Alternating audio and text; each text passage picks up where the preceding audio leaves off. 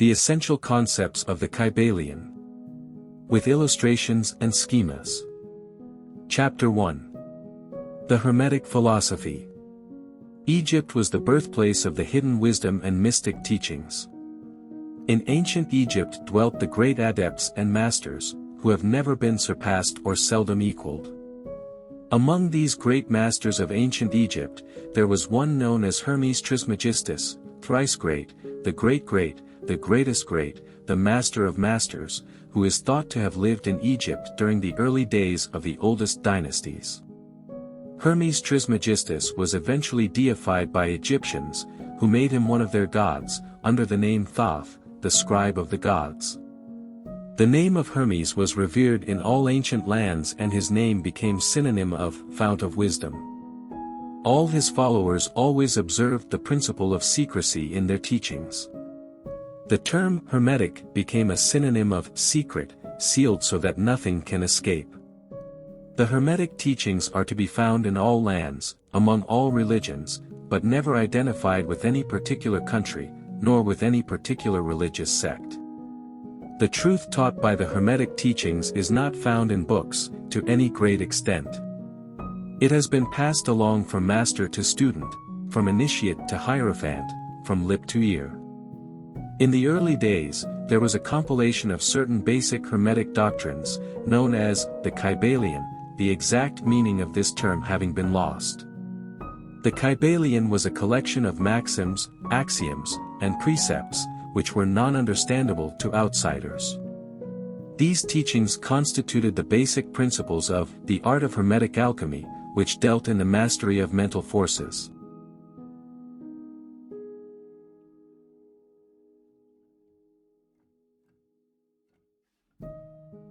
Chapter 2. The 7 Hermetic Principles. The principles of truth are 7, he who knows these, understandingly, possesses the magic key before whose touch all the doors of the temple fly open. The Kybalion. First principle. The principle of mentalism. The all is mind, the universe is mental. The Kybalion. The all, which is the substantial reality underlying all the outward manifestations and appearances which we know under the terms of the material universe, the phenomena of life, matter, energy, and, in short, all that is apparent to our material senses, is spirit. The spirit is unknowable and undefinable and may be considered and thought of as a universal, infinite, living mind. All the phenomenal world or universe is a mental creation of the all. Everything has its existence in the mind of the all. An understanding of the principle of mentalism enables the individual to readily grasp the laws of the mental universe, and to apply the same to his well-being and advancement. This principle explains the true nature of energy, power, and matter, and why and how all these are subordinate to the mastery of mind. Second principle. The principle of correspondence. As above, so below, as below, so above. The Kybalion. There is always a correspondence between the laws and phenomena of the various planes of being and life.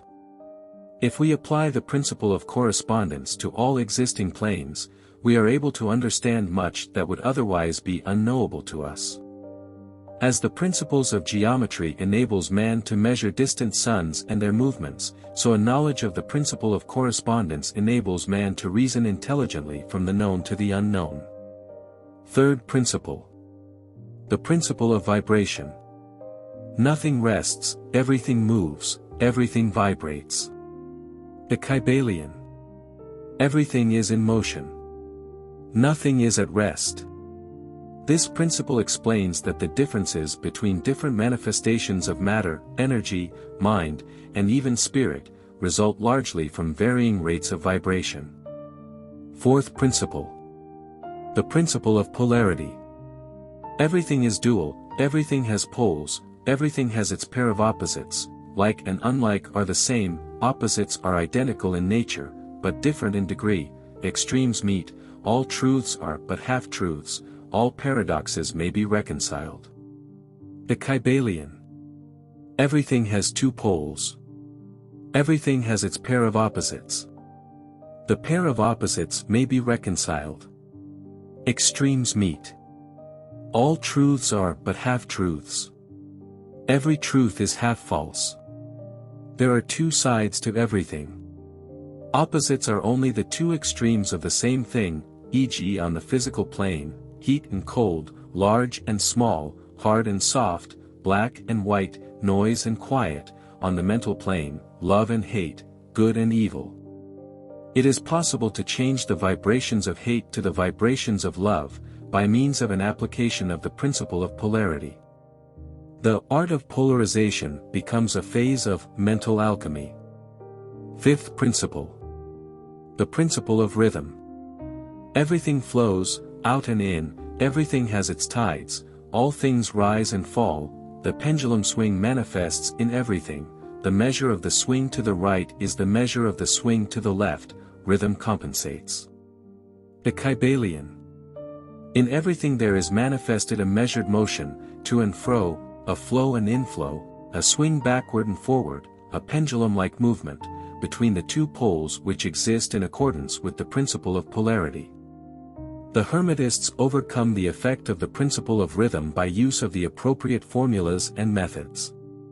They apply the mental law of neutralization. The master of Hermetics attains this, by using his will to attain an extraordinary degree of mental firmness to polarize himself at the desired rest point, and then neutralize the rhythmic swing of the pendulum. Sixth principle. The principle of cause and effect. Every cause has its effect, every effect has its cause, everything happens according to law, chance is but a name for law not recognized, there are many planes of causation, but nothing escapes the law. The Kybalion. Everything happens according to law. Nothing ever merely happens. The Hermetists understand the art and methods of rising above the ordinary plane of cause and effect, and by mentally rising to a higher plane, they become causers instead of effects. The Hermetists obey the causation of the higher planes, to which they rise, but they help to rule on their own plane. Seventh principle. The principle of gender. Gender is in everything, everything has its masculine and feminine principles, gender manifests on all planes. The Kybalion. No creation, generation and regeneration, physical, mental or spiritual, is possible without the principle of gender. Everything, and every person, contains a masculine and a feminine principles. Every male thing has the female element. Every female contains the male principle.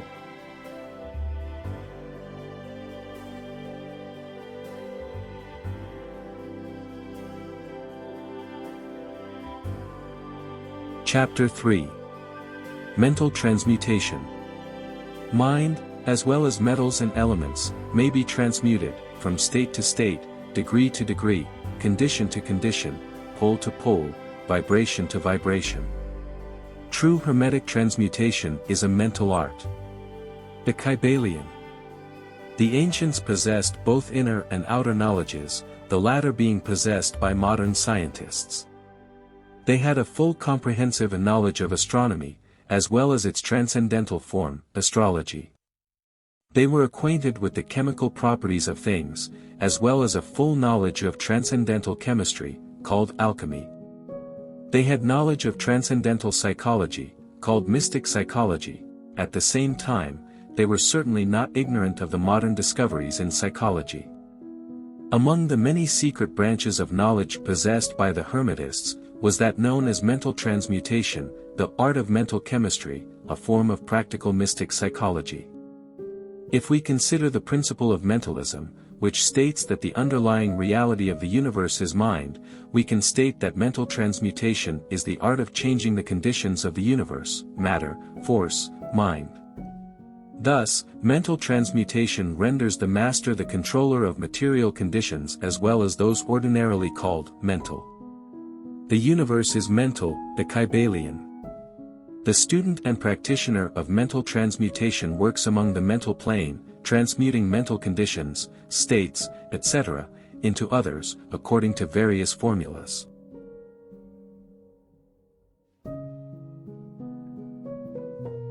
Chapter 4. The All. Under, and back of, the universe of time, space and change, is ever to be found the substantial reality, the fundamental truth. The Kybalion. Substance is that which underlies all outward manifestations, the essence, the essential reality, the thing in itself. Substantial means actually existing, being the essential element, being real. Reality means the state of being real, true, enduring, valid, fixed, permanent, actual. Under and behind all outward appearances or manifestations, there must always be a substantial reality. Outward appearances of the universe we perceive are mutable, ever-changing, evolving from other things, and resolving into other things. These changing things must be but outward appearances or manifestations of some underlying power, some substantial reality.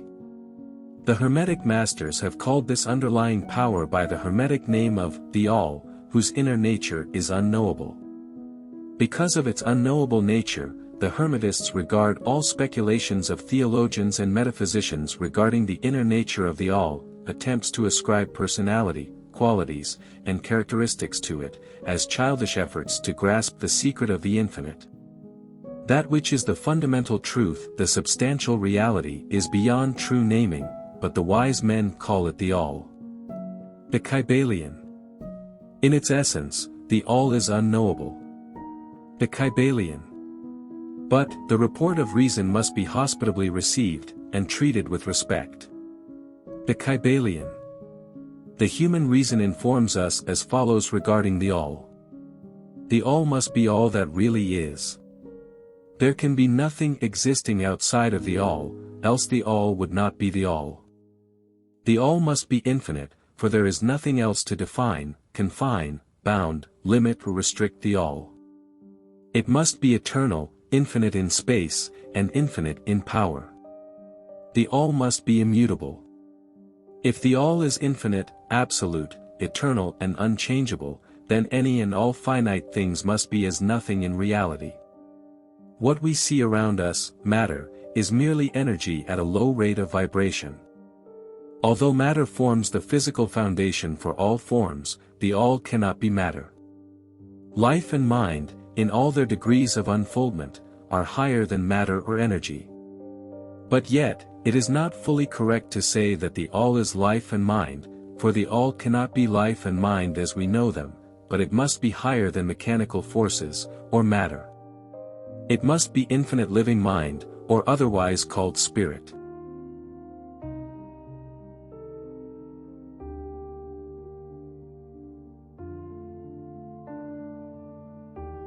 Chapter 5.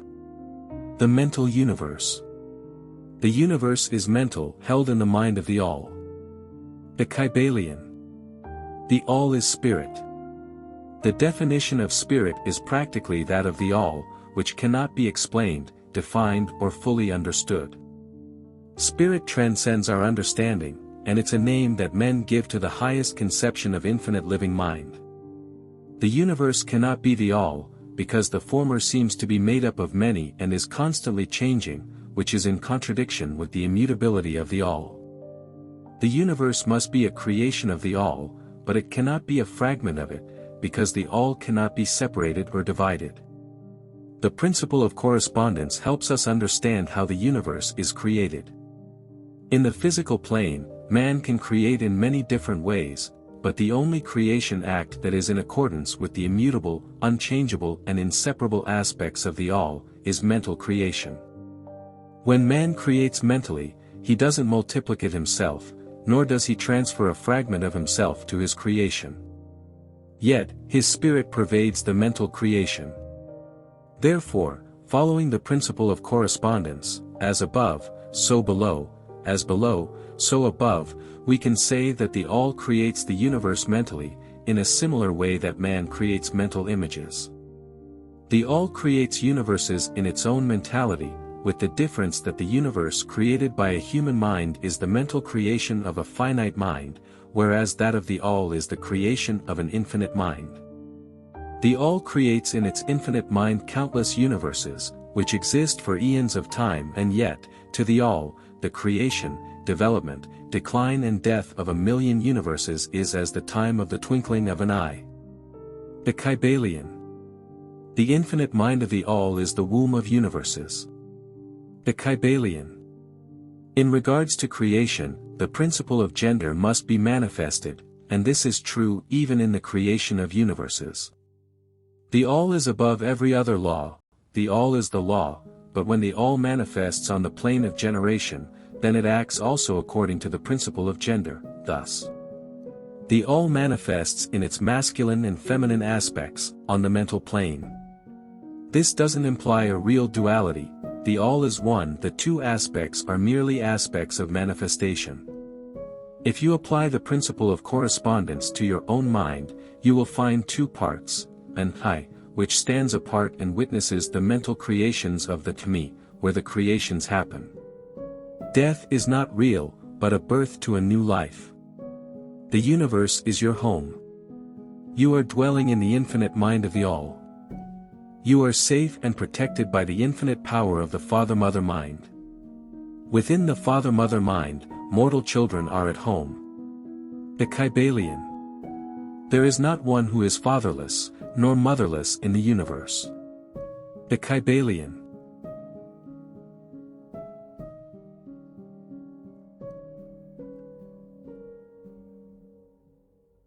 Chapter 6. The Divine Paradox.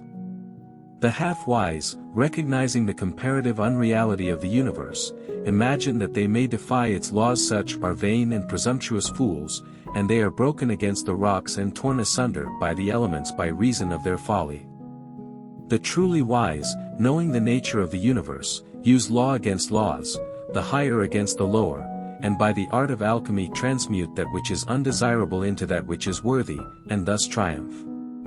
Mastery consists not in abnormal dreams, visions and fantastic imaginings or living, but in using the higher forces against the lower, escaping the pains of the lower planes by vibrating on the higher.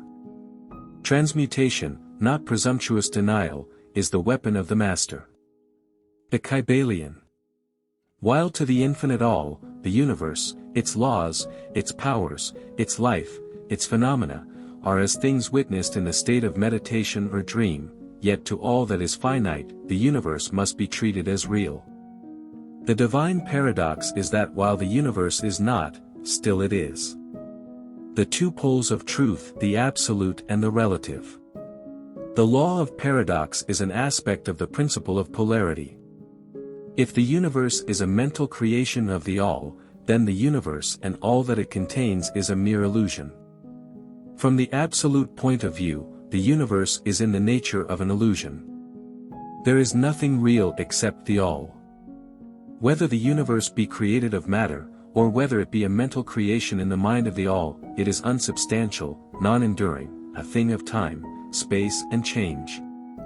To the all, the universe must be unreal and illusionary. To the finite minds forming a part of that universe, the universe is very real indeed, and must be so considered. Considering the real nature of the universe, let us seek to understand its mental laws, and endeavor to use them to the best effect in our upward progress through life, as we travel from plane to plane of being.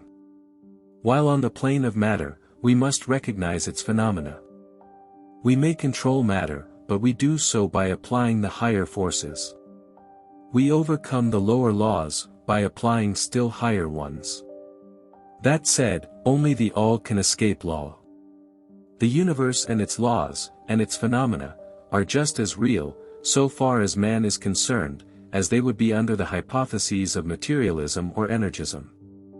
Students of the Hermetic principles do not yield to the temptation which, as the Kybalion states, overcomes the half-wise and which causes them to be hypnotized by the apparent unreality of things. Rather, they use law against laws, the higher against the lower, and by the art of alchemy transmute that which is undesirable into that which is worthy and thus triumph. Mastery consists not in abnormal dreams, visions, and fantastic imaginings or living, but in using the higher forces against the lower, escaping the pains of the lower planes by vibrating on the higher. We do not live in a world of dreams, but in a universe which, while relative, is real so far as our lives and actions are concerned.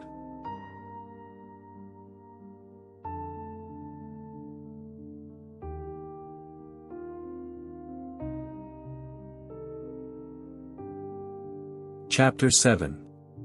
The All in All. While all is in the All, it is equally true that the All is in all. To him who truly understands this truth hath come great knowledge. The Kybalion. We have seen so far how all is in the All. The contrary, that the all is in all, is also true under the law of paradox.